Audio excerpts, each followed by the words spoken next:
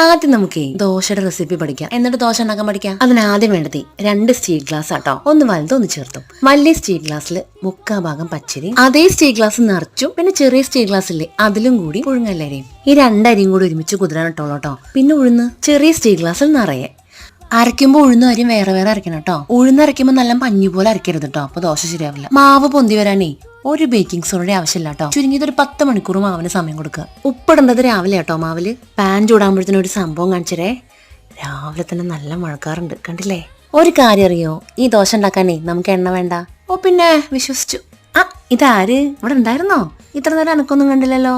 ഓ അത് താങ്കൾ ഭയങ്കര സീരിയസ് ആയിട്ട് ഉഴുന്നിന്റെ അരിയുടെയൊക്കെ കണക്ക് പറയായിരുന്നില്ലേ. ഞാനിങ്ങനെ ഇടയ്ക്ക് തെറ്റിക്കണ്ടെന്ന് വെച്ചു. ആ ഗുഡ് ഗേൾ. ഈ ആത്മപ്രശംസ ഞാൻ ഒട്ടും ഇഷ്ടപ്പെടുന്നില്ല, പക്ഷെ പറയാതെ വയ്യ. ഈ ദോശ ഉണ്ടാക്കാന്ന് പറഞ്ഞല്ലേ അതൊരു കഴിവന്നെ. ചട്ടി ഉണ്ടല്ലോ, അധികം ചൂടാവാനും പാടില്ല, ചൂട് പറയാനും പാടില്ല. അല്ല ഞാനിതൊക്കെ എപ്പോഴാ പഠിച്ചേ?